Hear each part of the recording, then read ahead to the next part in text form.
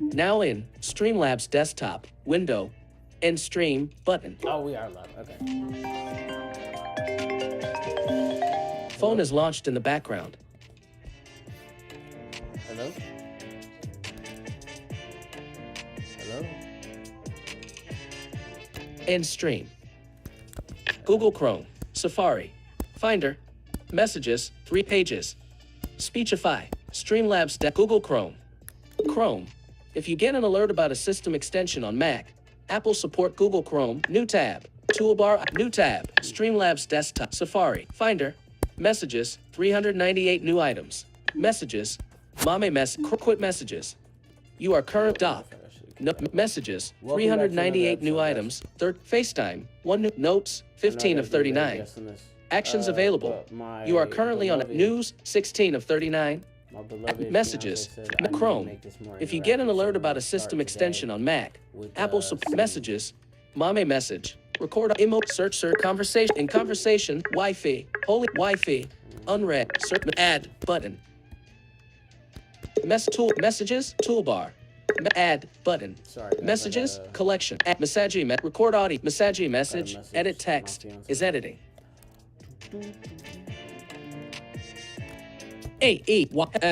Love space love comp space what's happening but PANES phones ERD weird now ESS goose EUGGYES guess question mark guess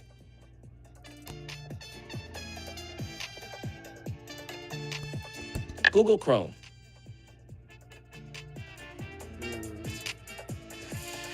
Streamlabs desktop Safari Finder Finder, right, Volume 1. We're back with Lincoln Lexx, one of my favorite characters. And I guess maybe not other people's favorite characters, which is wild for me. So I'm going to... no, actually. Oh, yeah.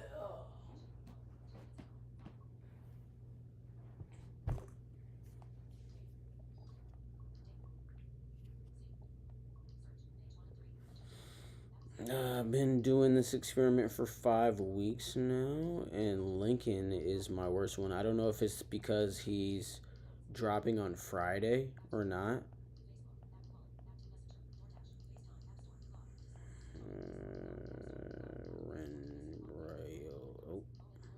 RoyalRoad. Let's see what he's talking about.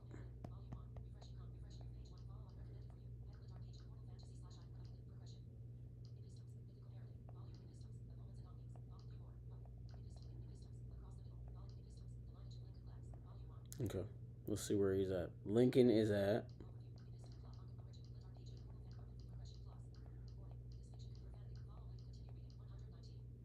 Whoo! Okay, Lincoln. What happened, big dog? He went from 87 to 119. I don't know what's happening here. Ooh, he's up to 24. He's got a 24 KDR, guys. 0 followers, 0 favorites. I think people are gonna... No, you know what? I'm gonna... Okay, all right. I'm gonna take my time because realistically, I feel like people are gonna fall in love with Lincoln because of how fast-paced his story is. So, you guys are in for a thrill ride with this one. I'm actually excited for this episode too. Also, oh God, I had something else I wanted to say to you guys. I'm gonna be making a Discord for everybody to give each other cultivation book recommendations, what people think is the best. Of course, we can give the big ones, but I think this is going to be more for like the rare ones that people come across online that are good. And I love like audiobooks, so if people can recommend the best audiobooks, I'm listening to the Deathless series right now, which actually I really want to kind of take some inspiration from and try to develop my own Pocket FM series. I might do a Pocket FM experiment like I'm doing a YouTube and a RoyalRoad experiment. So we'll see how that goes, because I'll be able to write the episodes all easy and short, because you know how they get down on Pocket FM. If you don't, you should check it out. Solo leveling, just hit Pocket FM. Seriously, great app. Check it out if you guys got time.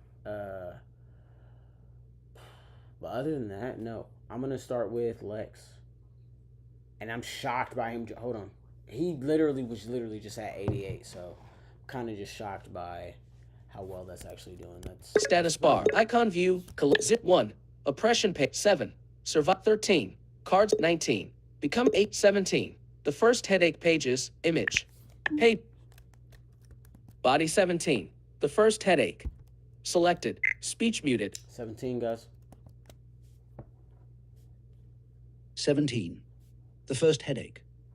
Vega stood before a line of people and honestly needed a moment to think, but knew she couldn't avoid handling what was happening in the southeast quarter, deciding to do both to the best of her ability. Antonio had gathered far more people than Vega would have liked, but it wasn't a hurdle that she couldn't overcome, just one that she would struggle with as she was now. "Come with me, and we will walk the camp," said Vega to the group of gathered individuals. She strode up the stairs of the perimeter wall and made the group follow, uncaring of their hesitation to do so. All of them outranked her in this body, and with it currently being under the effect of Lincoln's soldier mode, the difference in core rank was non-existent, making the situation awkward. "I wonder if they can feel it, and that's why they are so angry. Bet I could suppress their auras with how much soul energy is running through me currently." She wanted to try and felt the urge grow as a random silver at the back of the crowd spoke confidently underneath their breath, pushing those around them into a further agitated state. "Is this a game to you? I mean, first you have us standing around, and now we are literally about to take a walk around this shithole like you're fucking puppies," said someone next to the silver near the back of the group. And Vega laughed. "Tell me, leaders of Central Quarter, what do you see before you?" asked Vega, spreading her arms wide, gesturing both at the slowly being rebuilt South Quarter and the wilderness beyond the wall. Vega saw potential wasted. She saw a shell of the former ritual in which 300 had entered and given their all for one another, only to see her tradition turned into what looked more like a killing sport than a ritual meant to honor the lands that fed them. "I'm assuming this isn't a trick, so I'm going to say structural weaknesses," said the young man that had introduced himself as Duke, who stood beside his sister, Dark. "Oh, thank you by the maiden. In one, he's got it," said Vega with a single clap, taking in the shift from waiting for a payout to frustrated interest in what was being put in front of them, to register slowly on the faces of each gathered there, with the exception of a few. Murch looks as slap-worthy as ever, and Greg and Bobby are becoming more and more confident by the second, thought Vega as she glanced at the small group. He said by the maiden, "He's got to be an old blood right. Isn't that a little taboo?" murmured someone, and Vega laughed. "Now I know I'll have to figure out what they mean by that for sure. No belief in the ancestor to both the mother and father you all pray to is not taboo. But that is for another time. What we are here to discuss is you all right. Tempering through a process that takes my time to complete," said Vega, turning on a heel to walk further, pointing toward the central district and its tallest tower. "I would have thought that your families would have presented you all with tempering techniques for your bodies as they are now, but they did not, as me and my second are now undergoing," said Vega, gesturing toward a massive crowd of black cores, all struggling to continue the brutal pace being set by Lincoln, who'd returned from his task in less than 10 minutes to his own disappointment. To which he felt the answer to his yearning for blood could be sated by more training. "We are using a tempering technique that will support us as we rise through many ranks rather quickly," said Vega, letting all there see the dedication being displayed already. Why? Because she knew how it would change in the coming days. "I show you not to brag as we walk by your broken quarters. I show you because I now have to pick up the fucking slack," Vega snapped, pacing the wall as she let go of a fury that had apparently traveled across time and space to follow her once more. "This is supposed to be a fucking competition. But you all are acting like we aren't about to be fighting a wave boss at the end of the week. Oh wait, you're all a bunch of dimensional mages and are going to hit the panic button when the tornado that blows through here starts flinging shit everywhere." Right? asked Vega in a growing rampage as she roared in a momentary frenzy. only to pull herself together with a sudden, overwhelming calm and clarity, taking another deep breath. Those gathered, sharing looks at the outburst. They will need to believe that I can be sent into a rage easily, as that is an obvious weakness that the appearance to keep within will serve as its own purpose. Yes, there are limited spaces for teleportation out of here, and most of us are on that list, and with how strong you are, you can't be desperate to gain access. So I don't get what you are getting at, asked Dark in return, answering her true question without knowing she had, and pushing Vega's own agenda. He's not on the list. He's a bottom-feeding brown core with less value than those black core followers of his, came from the back, and Vega closed her eyes and took a deep breath, trying not to smile, but unable to help it. Knew it, rich and spineless. I, as a bottom feeder, have more skin in the game. I have mo to lose. More invested in this ritual than all of you already. And what? You think that this lead will diminish? If you all keep requesting my aid. Vega let the question strike in a way that left everyone gathered stunned. Even those that listened from a distance, or watched from the shadows. So there begins my point. Who should I waste my fucking time on? You weak asses are going to get custom tempering because I refuse to be the reason why you all die. But as soon as shit gets difficult, you're going to run. I need to figure out which one of you sick fucks is in it for the pure thrill, is living in the moment. And/or, which of you is going for the Ancient's completion achievement like me? I don't know. And the rest of weird like that. illuminated. The word passed, murmured through the crowd. The energy could be felt from a distance as all their auras shook with excitement at the chance that they could work with a family of the illuminated. They all ascended little minions. The illuminated left us with only remnants of what they were. It is for us to reunite the path to heaven. Vega shook her head. Fuck it. I'd rather just get this done. I need the team who built the central tower. Anyone know where I can find them? That's not fair. Vega ignored the yeller and turned back to Dark as she raised her hand. That was me and mine, young Master Vin, said Dark with a chuckle. I want 3 towers just like it, one above the Brackish Inn, and 2 more at the edges of East and South Quarter, just inside the limits of my own quarter. Meet me after this discussion for more information. No, do not delegate the bill before we talk. And no, the tempering is not payment for the work, said Vega, both putting a smile on Dark's face, before stripping it away in a few words. More than once in a single statement, surprising even Vega. How is this fair? Roared the same voice at the back of the crowd. Because if you idiots don't help, we are going to die anyway. Who contracted to build the wall? Asked Vega, looking over her shoulder at the group, watching another hand go up between the twins as she ignored the angry group at the back, moving on as if she'd never heard them speak. My group did the wall, not to the degree that I would have liked to, of course, but it withstood much of what we faced. I'm sorry, I think we both know better.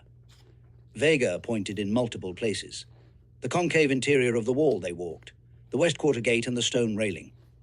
Are you capable of larger interlocking arrays? Asked Vega, turning back toward their continued path around the large camp, moving on as if she would be completely understood, regardless of the answer to the question she didn't wait to hear. I will assume you are for this example. I will need a functioning siphon for concussive energy, starting at the northwest quarter gate, said Vega, but Dark cut in with a question. Why not your own gate first? Vega frowned.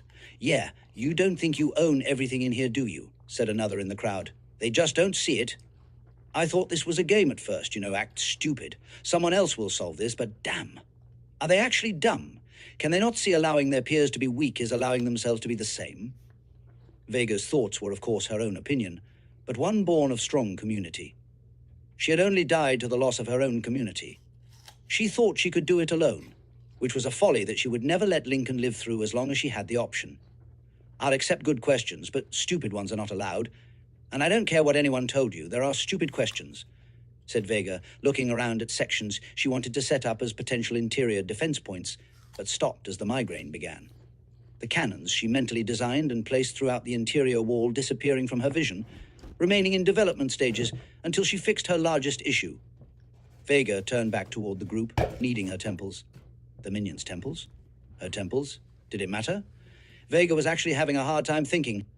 Not because she didn't have access to a horde of nanobots, nor because she wasn't extremely smart and capable of things beyond these youths' very imaginations. In fact, she was doing all these things and more. So no, Vega wasn't struggling to be capable. She was a rocket trying to run on automobile fuel. It wasn't efficient. Furthermore, it was not the root of the issue. Instead, it was because of Lincoln's mind stat. Didn't think he could grow this fast. I've already hit a barrier, which is good, but bad if I don't learn how to grow. With her surveillance of the entire camp, pushing tempering to a maximum for the Imperials, and now constantly organizing what might as well be the entire leadership operation with how matters were progressing thus far, she needed more processing power. One point in mind would take the tension off the top. She knew it, but how was the issue? She didn't know if she was incapable of gaining stat points, or hadn't yet conceived a way to train with Lincoln's minions that would result in stat point gains. I wouldn't put an upgrade on my already very well-defended section of wall, while my rear defenses are waiting to be knocked the fuck over, leaving me open to attack, said Vega, pointing out the massive hole in one of the sections next to the northwest quarters gate. We can only walk over this hole because of how good this wall is structurally. I'll give you that, Sir Duke, but let's be honest, this was a joint effort between you and your sister doing the absolute minimal. So the remainder of my expectations will fall on both of you, said Vega, stopping their entire group atop one of many massive holes in the wall that had been built. She did this to show her faith in their work, as well as the level of work she expected to be completed at a minimum, for those who hadn't actually been a part of any physical labors so far. All of us will sweat in the end, thought Vega, promising herself to make those in the back work 3 times as hard for anything they needed. I know this would be worse if you two didn't care at all, but now I need you to use everything that I give you to create the best wall possible, said Vega, looking between the near-twin siblings. What do you have in mind? Asked Dark, as Duke nodded in agreement, to which Vega answered without pause, long having thought of such matters as long ago as her own young adulthood. Given a second opportunity to share her dreams from lifetime past, ideas that could only have been fable, until thousands of years later, where such inventions were beneath what her own body could accomplish on its own. Would more of us have survived if I shared my ridiculous plans back then? Elemental and concussive force converters to either side of every gate, formations that link those energy wells to a guided mana barrier so we preserve as much power as possible, and rotational turret mounts. Maybe a railway system to allow for them to be moved for concentrated fire. What? Don't look at me like that. I don't mean gravitational railways or anything. Unless you two are capable of such things already, I don't have enough time to teach those kinds of concepts. Nor would my family want me to. Got to be safe with how I word things on stream right. If the governance know that I can do certain things, that may be sticky. She was operating off very limited information hacked from Feast's server, but still the information felt minor in ways that showed a timidity in the search for knowledge. A fact that told Vega that any information beyond basic monster core use as progression tools was probably outside the norm, and probably dangerous to own information. What? Asked Vega, looking around. It was more than just Dark and Duke who were stunned. Murch turned his head toward a beautiful orc woman and smiled, raising a hand palm out toward her. The woman promptly putting white diamond mana crystals in his hand as she cursed underneath her breath. Pay up, said Murch, and the woman shook her head. Looks like I'm just losing all my bets today, said the long-haired woman. How old is your family again? Asked Murch, pocketing the crystals. As youthful as a newborn, now back to our dilemma, we have more tasks and only so much more of my time. Wait, you can't just say all that and move on. You don't own this quarter. So for you to do all that work here first is going to cost a fuck ton. And they don't deserve the aid. You see how much pride the people who invested in this quarter had in it. Look just how grand they treated it. They barely bought a single defense. And now, because you don't want to take an early loss. What? You're going to clean up the messes. Probably like you're very, very old. Family has taught you to in a situation like this, right? Asked Murch, seemingly mocking Vega's earlier display of anger. Ha, Murch, I don't own this quarter, but I bet it's cheaper than the upgrades I'm about to buy to be built, and whoever does own it would be an idiot to turn down my aid. But with every time you try and point out that I might have an older-than-normal family, the more training I'm going to put you through, you know that, right? Shut it, Duke. It's not going to be pleasurable or easy, said Vega, stopping the man before he could speak. Duke closed his mouth and lowered his hand, looking towards something in the quarter they walked by. Vega liked to see what he'd caught sight of, and smiled as Antonio ran by, giving Vega an opportunity. Antonio. The young man stopped, looked up at the wall, and bent at the waist. Yes, young master, said Antonio, in a yell that tried to demand the same respect as the leader he spoke with, as his 2 assistants managed to catch up to him. Both seemingly exhausted. Who owns this quarter? Has it even been bought yet? Antonio laughed to Vega's surprise.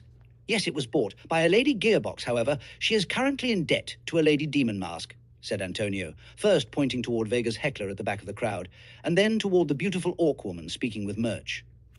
Relevance, Antonio, for the confused birds fluttering about. If Lady Gearbox finds a way to pay, she will own it, and may or may not be willing to let you buy. But since the majority of her wealth...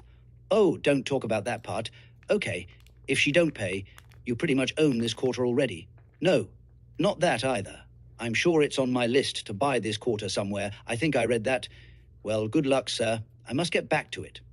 Antonio was gone before he could even reprimand the young man, flipping through pages of the notebook Vega gave him to use. Vega could only sigh. That was not the point by any means, thought Vega sullenly to herself, hoping to have shown the importance of information gathering, only to have shown something else entirely. I don't know that me and my brother could complete those tasks entirely without guidance, said Dark with a lack of her previous playfulness, and Vega waved her off. I'll be sending people to your shops. Have you not already relocated them within the southeast quarter? Asked Vega, moving on at the nods from both siblings. It will take me some time to train them appropriately, but they will be there soon to show you how to complete these tasks. Now, moving on, Chip, I've already told you that I want you to find Runt of Black. Vega stopped and began pacing in place. We are going to need him to survive the first boss, and keep it aware of the incoming dangers abroad. And that is the second time they were told of floor bosses, and none of them flinched. Either they all knew, or have incredible training. It's probably a bit of both. Can you handle that? Asked Vega, looking the slightly overweight young cultivator in the eyes. Seeing that, nodded quickly. This is severe unbelievable, coming from, said Tank of White, as he approached on foot. The murmurs shifted, and Vega had to force down the eye roll that threatened to diminish her class at the deference. This is no bother to me, Tank, White smiled, or shortening of a title thousands of years. Young master, not without grace of White, was far more sharp. It is too rubbing the back. Young master, not without grace of White, was far more sharp. It is too rubbing the back of his neck with one hand, looking Vega in the eyes as he smiled and nodded in agreement. This was only partly true. Tyranny could indeed temper the rest of his body now, but it would at the same time increase the drastic nature of the changes that would occur in his body, thus truly making the process more difficult to complete. Well then, can we train together? I don't have anyone who can compete like another loyalty card user like myself, but you, even before now, I have struggled to find proper training partners, said Tyranny. Wait, that wasn't a crock of shit, asked another new voice, and Vega didn't even turn his head to face Runt of Red. The red core sitting in a nearby shadow, almost completely invisible. No, I too am a loyalty card user, but not of the imperial nature. Is it true that Runt of Black can strip entire core ranks with a single attack? Asked Vega, still staring down Tyranny. Only for Tank of White to nod slowly, aiding Vega in moving the conversation away from a loyalty card she didn't have, nor want, knowing how fragile the need for followers was. Runt of Red only recovered due to his family's knowledge of formations and meditation practices, and even then he said he was lucky, said Tyranny. Vega turned her head toward the young man in the shadow. Is this true? Runt of Red hesitated, but then nodded with a face of anger and begrudging respect for what she assumed was Lincoln's skill. That ability will get him killed if too many learn of it, thought Vega, both excited and terrified with what Lincoln would be able to accomplish with that skill.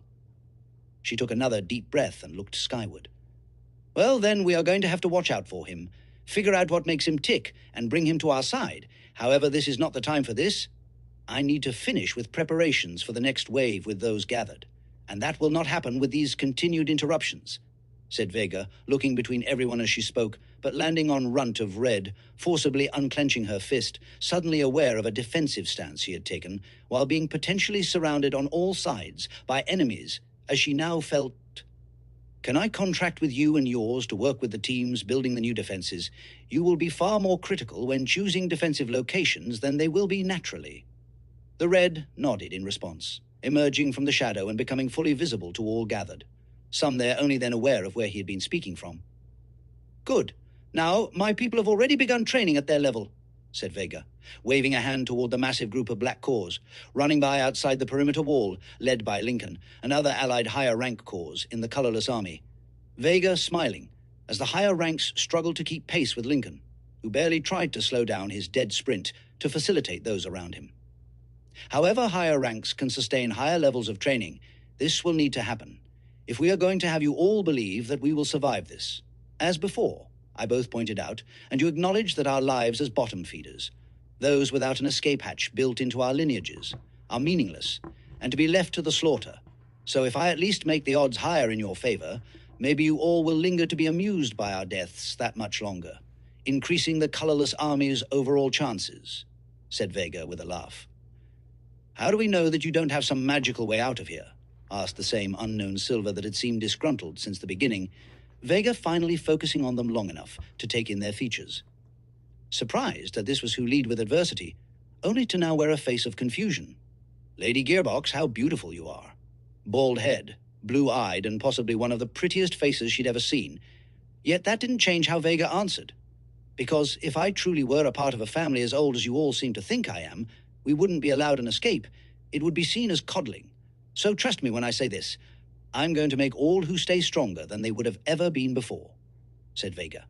Because if you die, you will make that much stronger a minion for Lincoln, and tool for me to use in aiding him, thought Vega before she spoke aloud.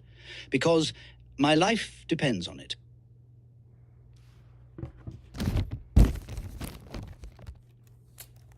Wow. Speech unmuted.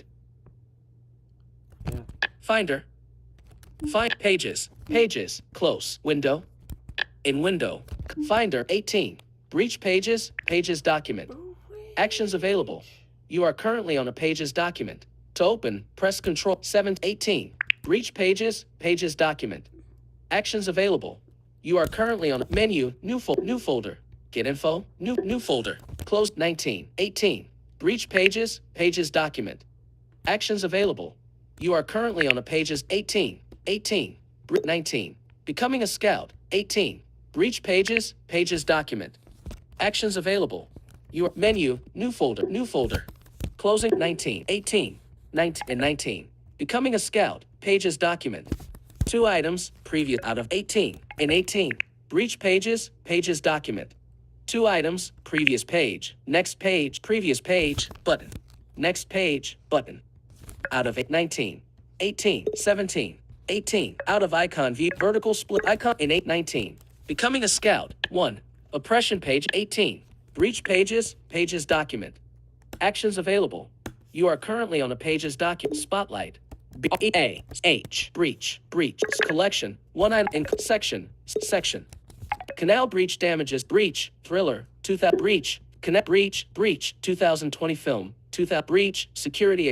Breach. 2000. Out of section. Top hit out of collection. Scroll area. In Adobe Acrobat PDF. Mail. Text at dictionary. Google Chrome. Tips. Microsoft Pages. Enter pages. You are current pages. Embedded pages attack collection. In chapter 142. Master copy 0. Chapter 1. Chapter 130. Chapter 100. Master cop. Chapter 18. Breach pages. Cancel. Button. Actions available. Format text quickly by voiceover jumping to body, page 121 of 122, edit text, insertion at end of word. Said, "Where you going, bub?" Troy asked, but it was as if he close. Finder, Volume 1 Why Humans Don't Get Response, Win 19, 18, Breach pages, pages document. Actions available. Why is this not working? This is crazy. Spot collection. In chapter 142, chapter 118, breach pages document, 369 kilobytes, 10/19/25, 4, 20 pages, cancel, button. Opening master copy 0, dimmed. This document has missing fonts. Action body, page, Inet left double quote, she will, Sovereign asked, new, it's okay, buddy. She'll forgive you, close. Find 19, 18. Breach pages document. Actions 19. Becoming a scout, pages 20. Aura of the Earth, pages. Header, group, body, edit text body 20. Beginning of text body 20. Or close. Find 19. Becoming a scout, 18. Breach pages document. Actions Sid Meier Civil, now in, status, icon view, desktop, documents, icon view, lineage of Lincoln Lexx, folder, epistem, rise of lineage of icon view, volume 1 Why Humans Don't Get icon view 0, for caps lock, on, caps 12, break 18, breach pages, now in, 18, breach pages, window, document, vertical document in page 1 summary. 18, breach. Oh, wow. 3 portals opened. Okay, all right. That was weird, guys. Body, page 1 of I was 3. scared for a Edit second there, I'm text, not gonna lie. content selected body 18. Ozamnact. Speech muted. Breach. 3 portals opened, nearly at the exact same time, through which 3 individuals from worlds beyond stepped through. The first, glow with resplendent light in place of skin. Their internal organs, like that of stars and galactic systems, working like interlocking gears. The moment her foot touched the ground, a sound could be heard.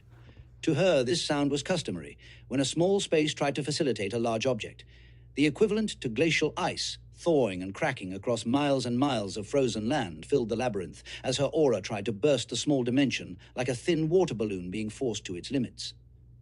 Balance, was all the cultivator said, and the sound ceased.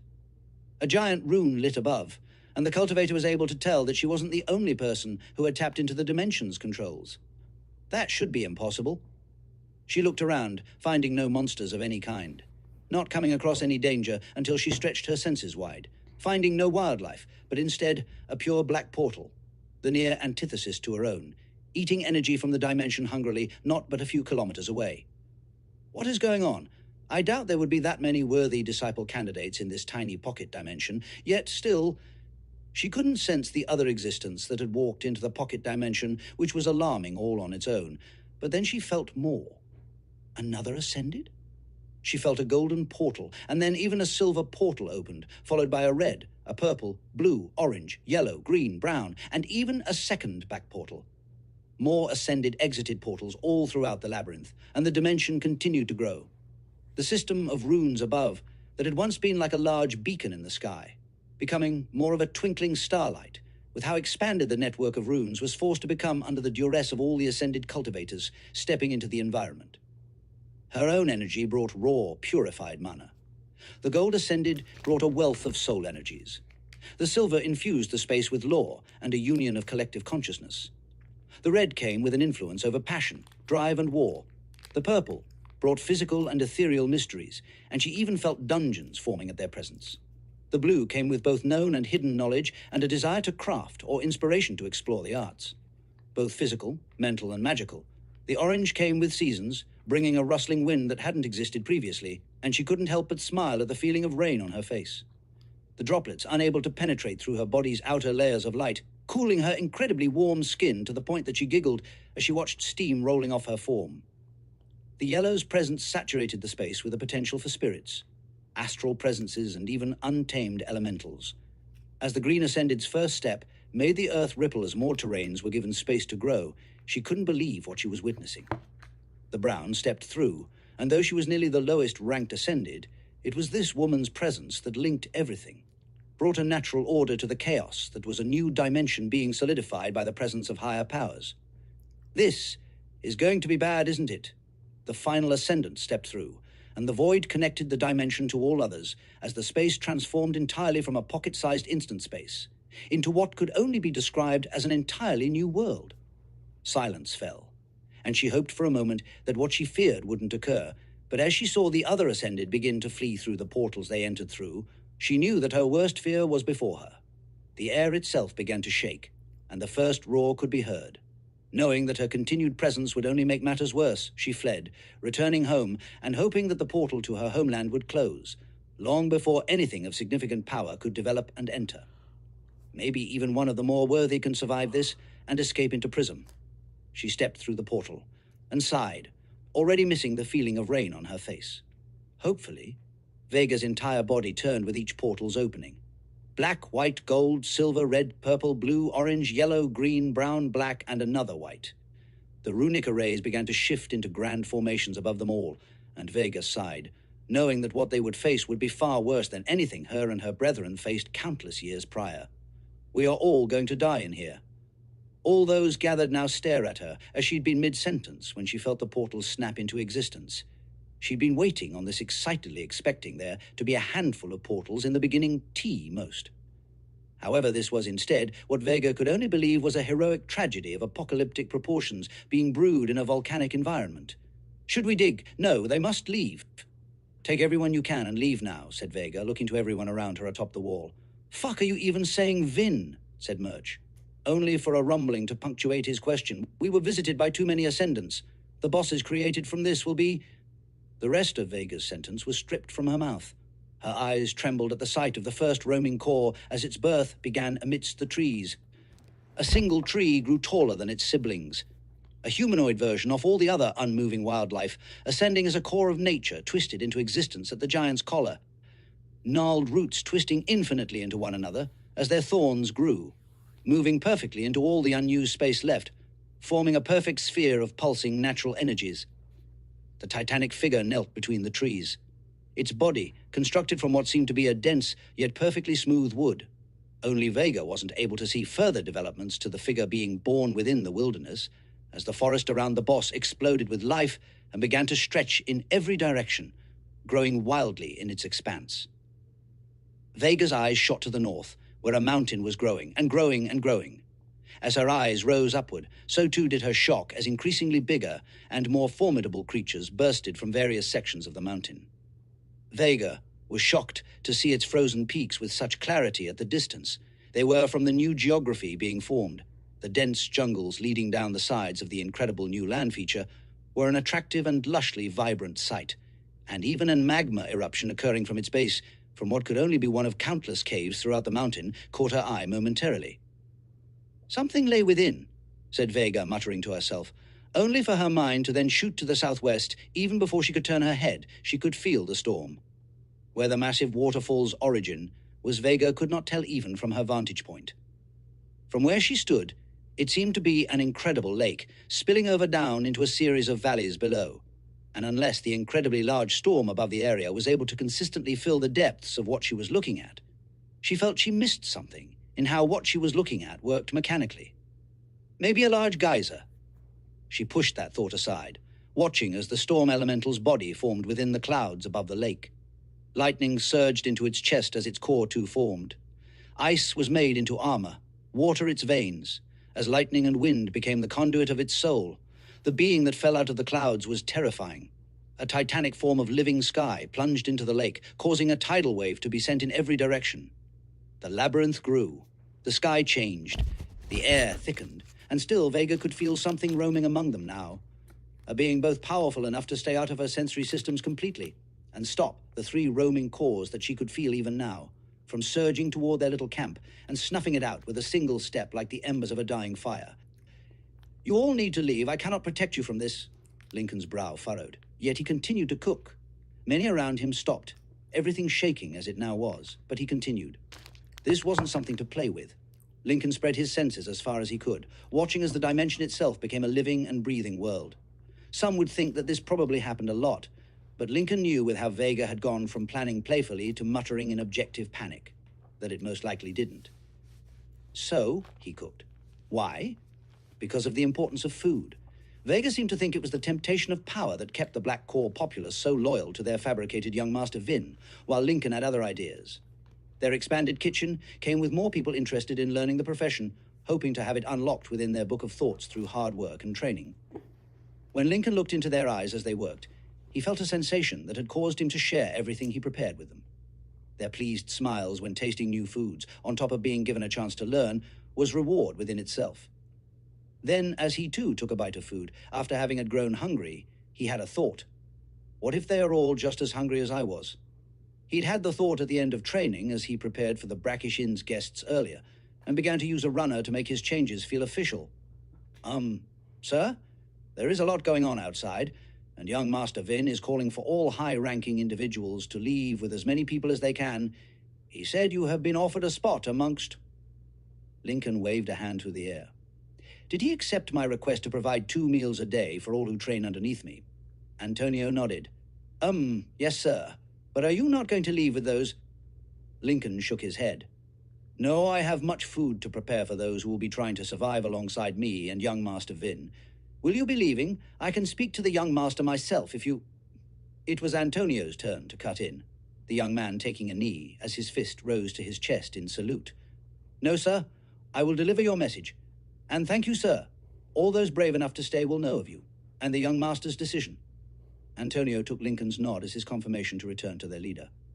But through their bond, Vega was well aware and shifting plans around that she would have never even considered, until the threat to their lives became truly considerable. Lincoln's senses couldn't stretch far enough for him to look at the three bosses that had been birthed due to some sort of opportunistic event that Vega still hadn't explained to Lincoln.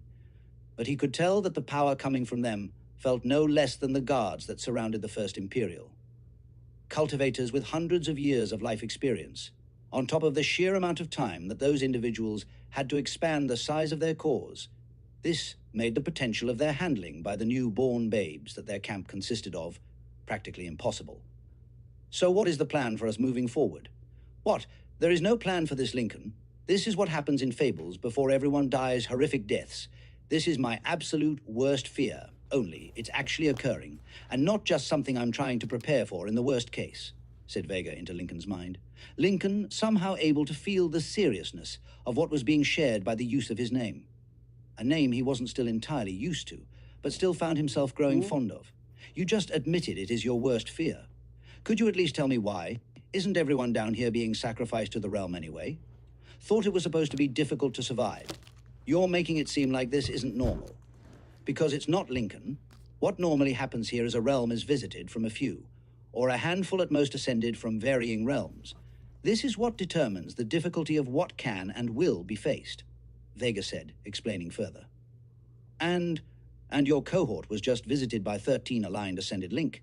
It's like a pantheon of gods visiting your local high school as talent scouts. Lincoln paused in his process, letting the egg-dipped poultry sizzle as he considered what Vega had just said. This changes everything, and maybe not in the good way like my affinity palm did. A heavier bar being raised even higher. Lincoln didn't exactly know that he was going to survive before, so now that the odds were apparently lower, he only felt that much more eager to rebel against expectation. How can we use this to our advantage? Would you be able to grow our power base by sending multiple minions through multiple portals? The questions were both wild and exciting to contemplate.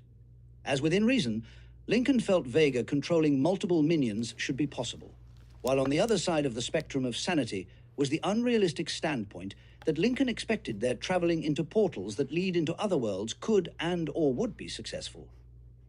What, I mean, Vega said, starting to contemplate not what she would have done in this situation thousands of years ago, herself, and instead began to fuss over the details of what she could do now, with Lincoln as her teammate, and the beginnings of the loyal following that they were too cultivating as they grew their internal power base.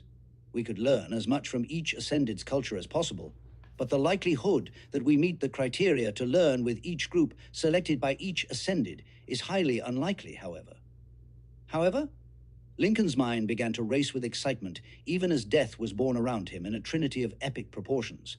That doesn't mean we can't learn from those that come back from those regions, now that I did not consider, but if what we can learn from each new world is all that special, I could see why it would be so important to you, thought Lincoln in his bond's direction. The Ascended within are supposed to help all they can to survive what is to come, which is why they normally limit the number of portals sent into a pocket dimension to under a half dozen. Pretty sure we only had 3 in my own, and those we learned from were considerable, far above even your First Imperial in power. Lincoln flipped the golden fillet and let the sizzle continue, dusting the food with light seasonings. So again, I ask, where do we begin? Silence filled his mental space as he awaited her response. At the bottom, of course. Vega turned back to see most of the high-ranked cores standing where they had been since the beginning. The world had changed around them all, and though Vega expected them to run, none did. You're not leaving, are you? Asked Murch, and Vega rolled her eyes. You already know I'm staying, Murch. What is your point? Murch looked around at all those atop the wall with them and smirked. I thought I was mad for a moment, losing my mind even. But then I looked around as the literal sky shook, and beings of untold power were born before my very eyes, and I didn't see fear. No. Instead, I saw literal excitement. Your wild ass included is apparently wanting this. All of this, said Murch, gesturing around at them all. I was smiling like a fucking lunatic as trees turned into a colossal titan. Whatever you are about to say doesn't matter. I bet you are already thinking of ways to survive all of this, said Murch, pointing at Vega as he cut her off. I do owe you a lot of money, but I am still in power, said Delilah, the orc smiling as well. From what I've been told, your second has had even less of a reaction than you. almost as if he expected this. In fact, the colorless army is already moving toward creating a system that allows them to be fed twice a day, and trained as if they will be the force that ascends at the end of all this on the achievement platforms, said Delilah, causing many around them to murmur and send their own assistants off to reassess the movements being made throughout the camp. From the moment this sacrifice started, everything has been different from what we have all been told. And let's be real, young Master Vin, you're a Brown that knows of the ascended portals that spawn in the sacrifice ritual of realms. This should be impossible, yet it is not. Additionally, if your family is as old as I believe it to be, then you want everyone who is strong to leave, especially now that 7 ascended portals have spawned, said Delilah, glancing at Murch when speaking about the fabled young Master Vin's family age. Pray tell, why would I want that? Said Vega with a growing sneer. Because when you survive and take the top platform, your achievement will be that much more incredible without the aid of strong allies, said Murch as Antonio and a few other runners sped up the wall stairs and toward the various gathered leaders. It is 8 portals, said the bald gearbox beauty. 10, said Delilah, reading a piece of paper, even as Murch shook his head and spoke up. We got 11, actually, said Murch, turning more pale the longer he read. Vega crumbled the paper in his hand and looked between Antonio and where Vega knew the near-invisible runt of red stood covered in shadows and twisted light. Did you get 13 as we did? Asked Vega aloud to the stealth user. Yes, young Master Vin, we did, came the young man's voice from the darkness. Bullshit, no way your people counted that many ascended portals, said the gearbox scion.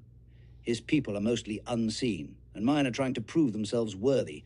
Don't take it personally, said Vega, pointing toward herself, and then the shadows as she stepped toward the nearby stairs, pausing before taking the first downward step. If you all are going to stay, you should have begun working on one of the many matters we all discussed here today. But if you are leaving, I expect you to be gone before sunrise, said Vega, stepping down the stairs. Or face consequences. Antonio now had a teleportation card, a card with potential well beyond his current ability to use as masterfully as he believed he one day could. Anywhere I've ever been. He'd spoken the words written across the card he'd been given, as Vin took a far lesser card, known as Blink Step. His new ability had forced him to give his assistants roles of their own, as any who saw Antonio at this point knew who he was. I see, I will take this news to the appropriate individuals, said Antonio with a slight bow. Delilah shook her head as she waved him off, and Antonio spoke to himself mentally as he triggered the card and appeared before the second. Antonio waited patiently as the young man finished cooking a dish that the messenger hadn't had until after training that morning. The smell made him now drool as he remembered his first encounter with the dish, and it wasn't until later that he overheard Murch state that the colorless army was being fed better than potentially even some of the Imperials due to how good this man's cooking was. Have you had your second meal of the day yet, Antonio? The second turned around, and Antonio shook his head. No, Sir Second, I have not. The young man nodded and smiled. You wouldn't mind being a taste tester for me. If you like it, you can eat the whole thing. Antonio was reluctant at first, able to take in the subtle warnings being sent in his direction behind the young man. A back being turned suddenly, a shake of the head from another, even the quick and repetitive crossing of their arms from someone who walked behind the young man. I've seen him training with young Master Vin. Odds are, the second can tell what is being done behind him.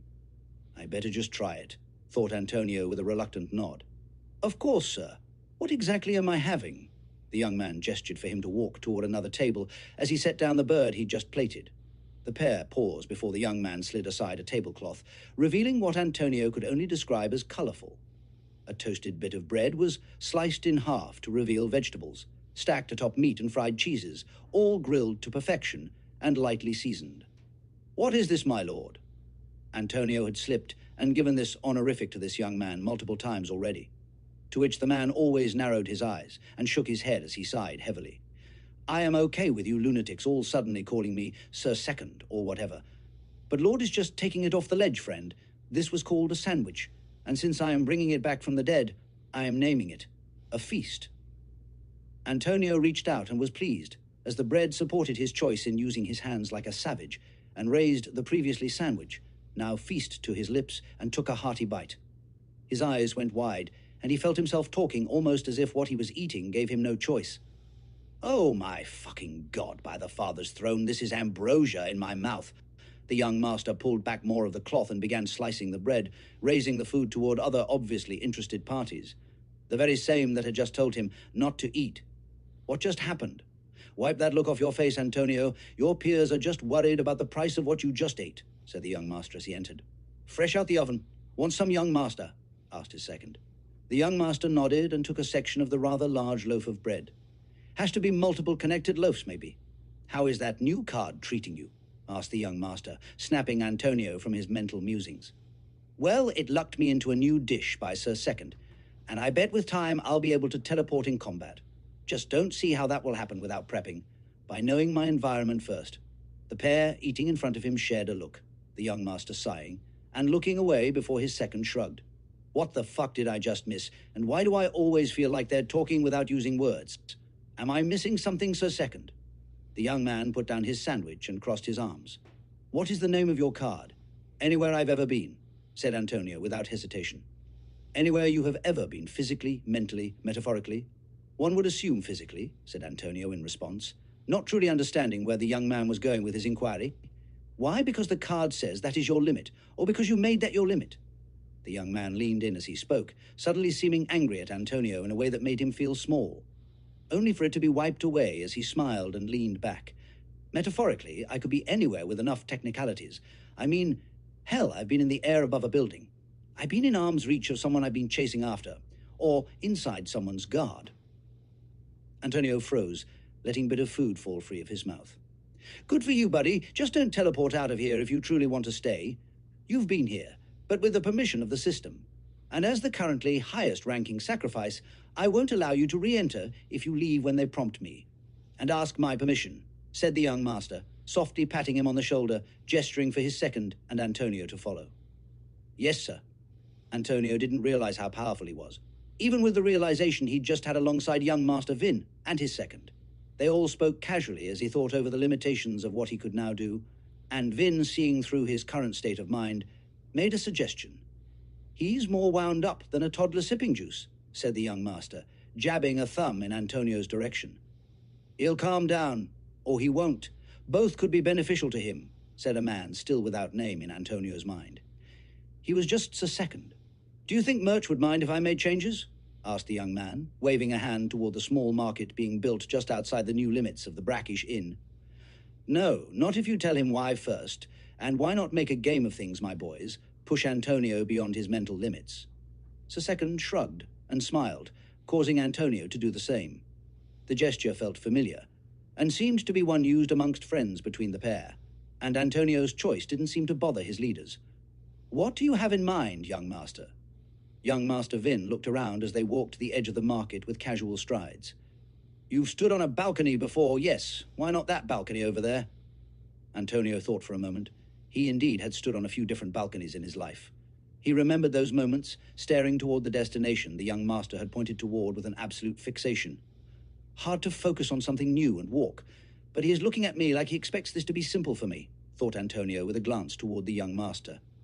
It was as he remembered the breeze that touched his face the last time he'd been upon a balcony that Antonio's card triggered. As he stood jarringly trying to conceive his relocation, he heard a whistle that drew his attention.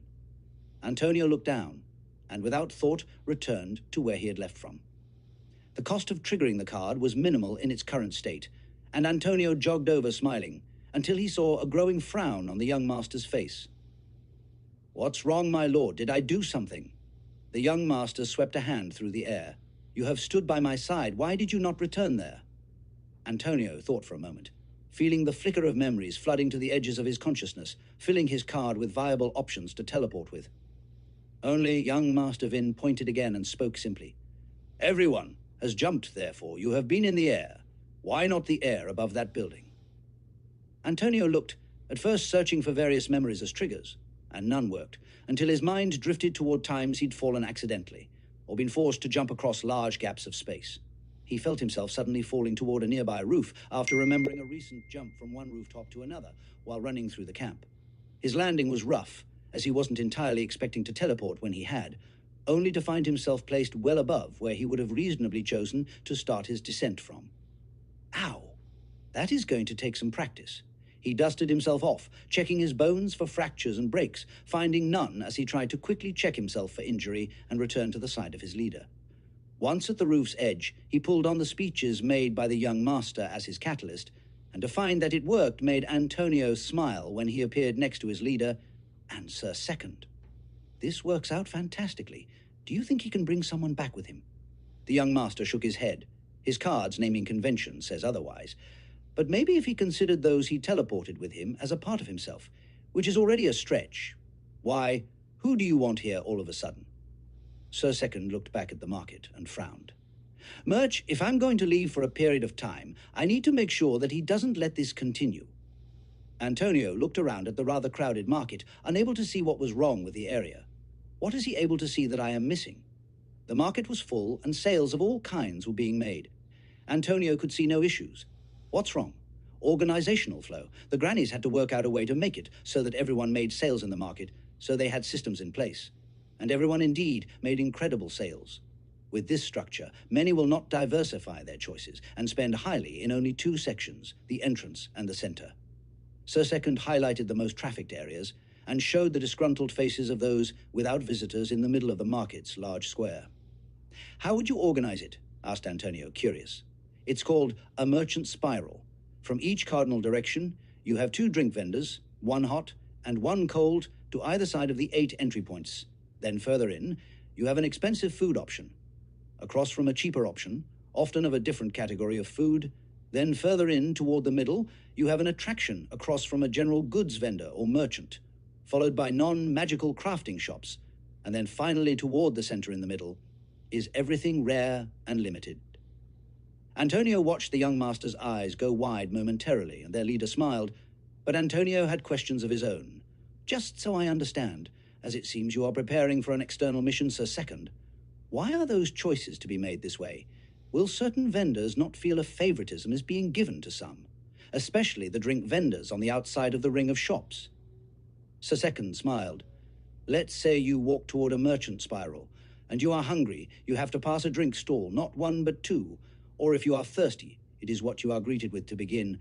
If you are interested in a particular type of shop, this shop's placement will cause you to have to pass by many other shops to even get what you are looking for, even if you enter through the side, the entrance the shop is closest to. Also, many then become familiar with how the merchant spiral is set up and want to explore each entrance and exit to see all the options. Many often start hungry at one end, shop for hours as they lose track of time, and then exit after grabbing food at shops located on a completely different side of the spiral. Bathrooms should also only be built on the outside ring for this exact reason. This, too, will grant the most exposure. Antonio looked back at the setup of shops, as they currently were, and knew that from the dealings that Murch had with many of the silvers that ran shops for him or through him, that the new setup may be highly unfavored, until they saw the reality of what had just been shared with him. Antonio bent deeply at the waist, truly not having had expected such a detailed explanation. Thank you, sir.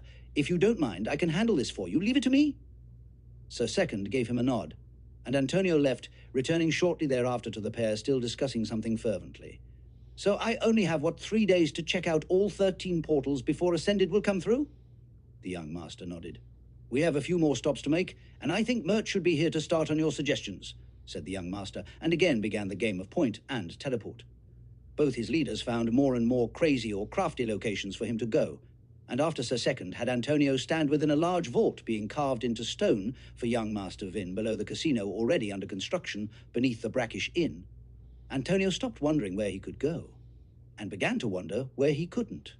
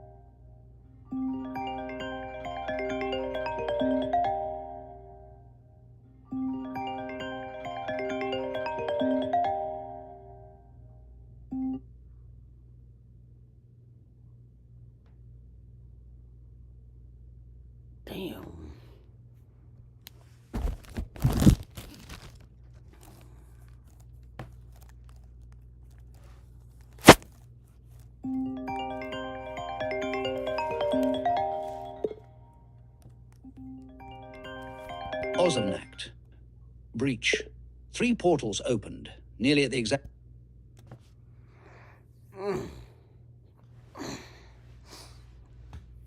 Oh, God. I don't think I'm gonna make it, guys. I'm way too tired. Speech unmuted. Actions available. You are currently at 17. The first 18, 19. Pages, messages, Google Chrome, Streamlabs desk, stream button, rec, link, test widgets. You are rec, button, end stream, button, group, and live 1 hour, 3 minutes, and 20 seconds.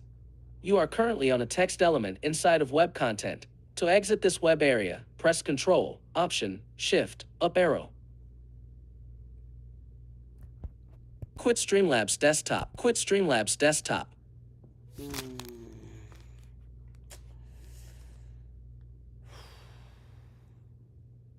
I'm gonna have to reshoot this episode because I'm so tired, guys. I'm gonna reshoot it in the morning. Finder, Pages, Messages, Google Chrome, Safari, Speechify, Streamlabs desktop, Streamlabs desktop, Streamlabs desktop, Streamlabs desktop has no windows. Oh, God. Finder, Streamlabs desktop, Apple menu, Streamlabs 5 close window, Streamlabs about Streamlabs stream file, close window, edit, undo command, redo command, undo closing menu. Streamlabs desktop has no windows. Speechify has new window. Undo. Streamlabs desktop has no windows. Dock. Messages, 398 new items, open, 13 of 39. Actions available. You are Finder, Volume 1, now a vertical split icon documents, folder. Out of vertical sidebar, table, inside the library of United, locations, documents, desktop, downloads, applications. Out of sidebar, icon view, PyCharm, Safari, Steam, Apple, Stocks, Streamlabs desktop.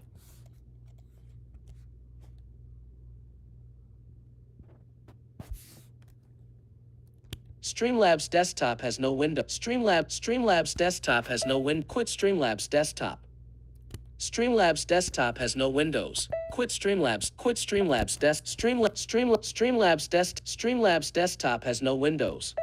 Finder, application, menu bar, apps, recent force quit ellipse, closing, off, you can relaunch, you can table. If an app does a table and take Streamlabs